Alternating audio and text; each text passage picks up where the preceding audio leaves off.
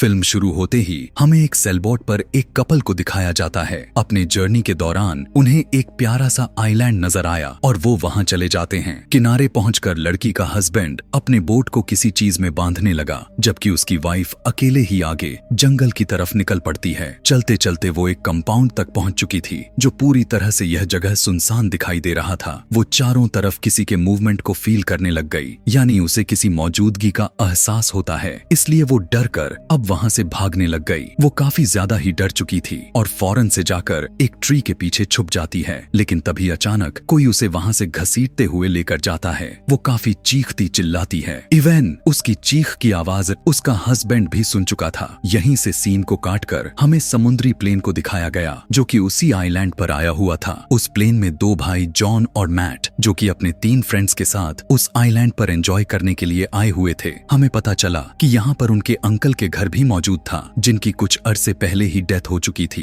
ये पूरा आइलैंड बिल्कुल पूरी तरह से सुनसान पड़ा था। वहां पर अब कोई भी नहीं रहता था। उन दोनों भाइयों के आपस में ज्यादा बनती भी नहीं थी और वजह भी यही थी कि वो इस जगह पर आए थे क्योंकि उन्होंने अपना सारा बचपन इसी जगह पर बिताया हुआ था और एक दूसरे को अंडरस्टैंड करने के लिए इससे अच्छा जगह कोई हो ही नहीं सकता। यहाँ इस आइलैंड पर सभी काफी एंजॉय करते हैं कि तभी अपने घर के बाहर उन्हें एक पपी मिलता है। यह देखकर सारा उसे अपने पास रख लेती है। उन्हीं फ्रेंड्स में से नोवा नाम का लड़का जब रात के टाइम अपने किचन में जाता है तो उसके पीछे पीछे वो पपी भी चला गया। नोवा कहता है कि उस डॉग से ज्यादा कैट्स पसंद है। यह सुनकर डॉग उस पर गुर्राने लग गया। उसे ऐसा करता हुआ देखकर ऐसा लग रहा था कि जैसे उसने नोवा की बातों को समझ गया है और उसने माइंड कर ली। कुछ हद तक तो नोवा को भी अजीब लगा था, लेकिन वो बहाना बनाते हुए वहां से बाहर आ जाता है और वो पपी भी वहां से निकलकर भाग जाता है। सारा को उसकी काफी फिक्र होती है और वो जॉन के साथ उस पपी को ढूंढने के लिए जाती है।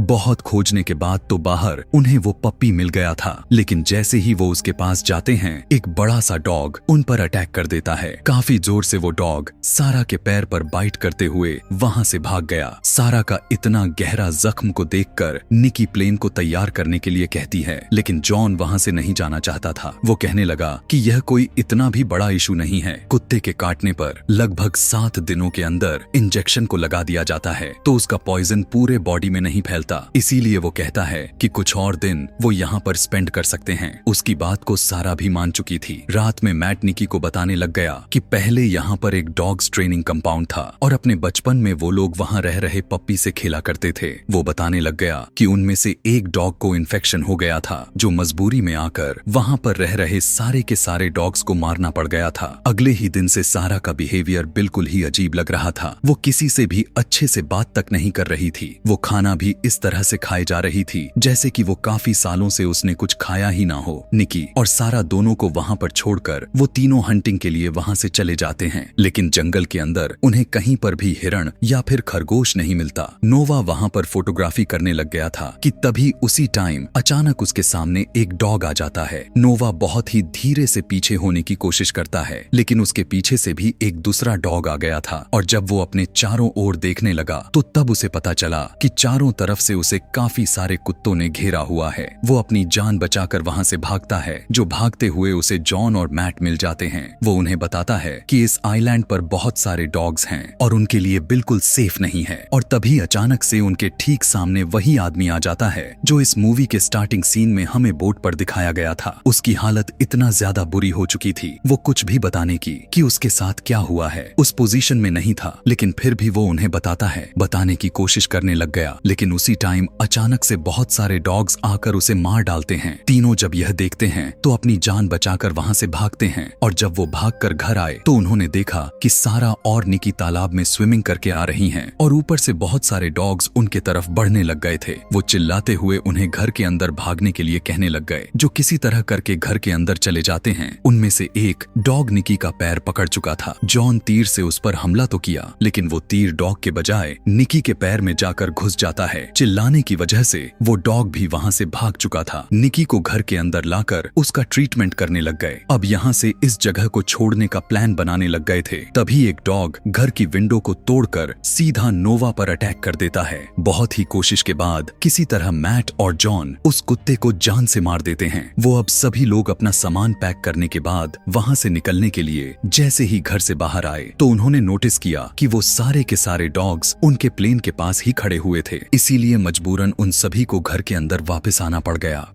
कुछ टाइम के बाद जब नोवा बाहर की तरफ देखा तो उनका प्लेन समुंदर की तरफ तैरते हुए जा रहा था, क्योंकि उन डॉग्स ने प्लेन की रस्सी को काट दिए थे। वहां से भाग निकलने का उसके पास अब कोई रास्ता तो दिखाई ही नहीं दे रही थी। इसीलिए वो बहुत ही हिम्मत करके उन डॉग्स के पास जाते हैं जो सीधा जॉन प्लेन को लाने के लिए पानी में कूद जाता है। लेकिन जैसे ही वो प्लेन के पास पहुंचता है वो देखता है कि 2 डॉग प्लेन के विंग पर बैठे हुए थे और जॉन को वहां पर देखकर वो भी पानी में जंप कर दिए। किसी तरह जॉन जल्दी से अपनी जान को बचाते हुए किनारे तक पहुंच गया। इसके अलावा वहां पर मौजूद और भी डॉग्स उनके ऊपर हमला बोल दिए थे। अपनी जान को बचाते हुए वो सभी अब जल्दी से भागकर वापस उसी घर में आ जाते हैं। अब तो उनका प्लेन भी उनके हाथ से निकल चुका था, लेकिन उन्हें यहाँ से अपनी जान को बचाते हुए किसी तरह निकलना ही होगा, वरना ये सभी उन सारे कुत्तों का खाना बन जाएंगे। वो वहाँ से जाकर उस गैराज से कार को निकालने का प्लान बनाते हैं, क्योंकि उसमें बैठकर ये लोग कंपाउंड तक जा सकते थे और वहाँ से किसी की मदद भी ले सकते थे।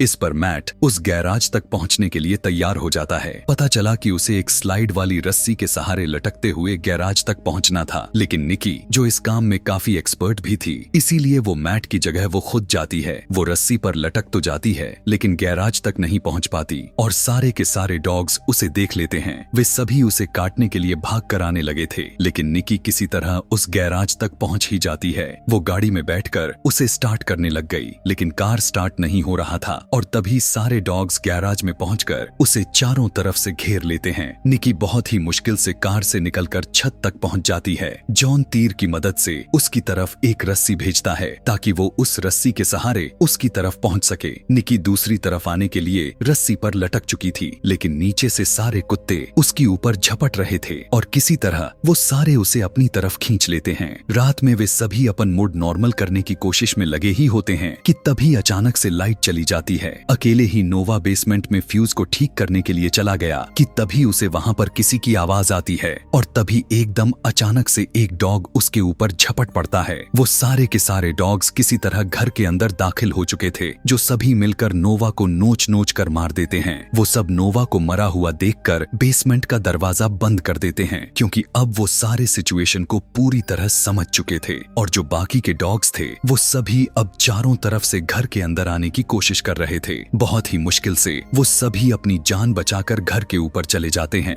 वहाँ पर एक डॉग मैट को काट लेता है। जॉन उसकी जान बचाकर भागने लग गया। अब सभी किसी तरह अपनी अपनी जान बचाने में लगे हुए थे। बहुत ही मुश्किल से वो सभी एडिक में छुप गए थे कि तभी वहाँ पर उन्हें कुछ पेपर्स मिलते हैं, जिससे उन्हें पता चलता है कि यह जगह एक आर्मी फैसिलिटी है जहाँ पर डॉग्स को ट्रेन किया जा रहा था। वो लोग वहाँ वहीं पर अपनी रात स्पेंड करते हैं। अगली सुबह मैट और जॉन एक बार फिर से अपने गैराज में जाते हैं, क्योंकि उनके पास बचने का कोई और रास्ता नजर नहीं आ रहा था और उसके अलावा वो कर भी क्या सकते थे। मैट को उन डॉग्स से बिल्कुल भी डर नहीं लग रहा था, जो किसी तरह उस कार को गैराज से बाहर निकालने में कामयाब हो जाते हैं। मैट कार को धक्का लगा रहा था, जबकि जॉन उसे स्टार्ट करने की कोशिश कर रहा था, लेकिन इससे भी उन्हें कोई फायदा नहीं हो रहा था। लेकिन उसी वक्त सारे के सारे डॉग्स उनके पीछे पड़ जाते हैं। मैट, जो कि बाहर था, बड़ी मुश्किल से कार के ऊपर चढ़कर अपनी जान बचाता है और फिर गाड़ी के अंदर बैठ जाता है। उन्हें भी चारों तरफ से डॉग्स ने घेर लिया हुआ था और अब तो उनकी कार भी रुकने को आ गया था। जॉन रिस्क लेते हुए अपनी कार को खाई की तरफ मोड़ लेता है, क्योंकि उनके पास यही लास्ट ऑप्शन बचा हुआ था। लेकिन उनकी किस्मत अच्छी थी कि ठीक वक्त पर कार स्टार्ट हो जाता है, जो सीधा वे कार को रिवर्स में लेते हैं। यहाँ पर वो उन्हें यह बात पता चल जाती है कि उन डॉग्स को शोर बिल्कुल भी पसंद नहीं है। वो कार को लेकर घर के पास जाते हैं और निकी और सारा को नीचे बुलाते हैं। निकी नीचे आकर उन्हें बताती है कि सारा नीचे नहीं आना चाहती, इसीलिए जॉन उसे लेने के लिए ऊपर जाता है कि तभी वहाँ पर एक डॉग आ गया और सीधा सारा के ऊपर हमला बोल दिया। जॉन खिड़की के जरिए नीचे गिर जाता है। कुत्ते के काटने की वजह से उसी खिड़की से निकलकर सारा नीचे जो सीधा जाकर एक बड़े से कील के ऊपर गिरी, जो कुत्ते के साथ साथ उसकी भी मौत हो जाती है और अब सारे डॉग्स उसे खाने लग जाते हैं। लेकिन इधर ये तीनों अब यहाँ से भागने की कोशिश करने लग गए थे। किसी तरह ये सभी उस कंपाउंड तक पहुंच गए जहां आने का उन्होंने प्लान बनाया हुआ था और अपनी कार को वहीं पर छोड़कर अंदर घुस जाते हैं। अंदर जाकर उन्हें पता चलता है कि डॉग्स को सिर्फ ट्रेन ही नहीं किया जा रहा था बल्कि उन्हें जेनेटिकली इनहेंस भी किया जा रहा था और यही वजह था कि वो सारे डॉग्स इतने ज्यादा मात्रा में चालाक हो चुके थे। इसीलिए कहते हैं नेचर से कभी भी खिलवाड़ नहीं करनी चाहिए, जो आज इन्हें भुगतना पड़ रहा है। फिर जॉन नोटिस करता है कि रेडियो टॉवर पर एक वायर निकली हुई थी, इसीलिए वो उसे जोड़ने के लिए जाता है कि तभी वहां से उसे उस कपल की बोट भी नजर आ जाती है और जैसे ही वो उस वायर को जोड़ता है अचानक से वहां पर शॉर्ट सर्किट हो जाता है जिसकी वजह से वो नीचे गिर गया और तभी वहां पर सारे कुत्ते आकर उसे नोचने लग जाते हैं। इस सिचुएशन में जॉन को लग चुका था कि अब वो उन कुत्तों के हाथों नहीं बचने वाला। तभी मैट वहां पर आकर उन सारे कुत्तों को मारना शुरू कर दिया था। दूसरी तरफ अंदर शॉर्ट सर्किट होने की वजह से वहां की एक कमरे में आग लग जाती है। निकी बाहर निकलने कोशिश करने लग गई थी लेकिन वहां पर नोटिस कर पाती है कि डॉग्स तो पहले ही बाहर खड़े होकर उसका इंतजार कर रहे हैं, लेकिन अब वो उन्हें मारने का प्लान बनाती है। वो एक सिलेंडर को चालू करके वहां पर रख देती है और साथ ही साथ कुत्तों के सामने वाले दरवाजे को खोल दिया था और जैसे ही सारे डॉग्स अंदर चले जाते हैं तो साथ ही वो दूसरा डोर को ओपन कर देती है। अचानक से सिलेंडर के फटने की वजह से वहां पर बड़ा सा ब्लास्ट हुआ और उस शोर की वजह से सारे डॉग वहां से भाग जाते हैं। पीछे से जॉन और मैट समझते हैं कि निकी शायद मर चुकी है, इसीलिए वो वहां से भागने का प्लान बनाने लग जाते हैं। लेकिन एक बार फिर से सारे के सारे डॉग्स उन्हें चारों तरफ से घेर लिए थे। अब तो उनके पास बचने का कोई रास्ता भी नहीं था। लेकिन तभी निकी कार लेकर वहां पर पहुंच जाती है जो सीधा वे सभी बोट की तरफ बढ़ते हैं। अब सभी कुत्ते काफी अग्रेसिव हो चुके थे, कार का पीछा भी करने लग गए थे जिसकी वजह से वो कार को भी नहीं रोक सकते थे। अब जब उन्हें कोई भी रास्ता नजर नहीं आता तो खुद समेत कार को पानी में फेंक देते हैं और किसी तरह कार से बाहर आकर अपनी जान बचाते हुए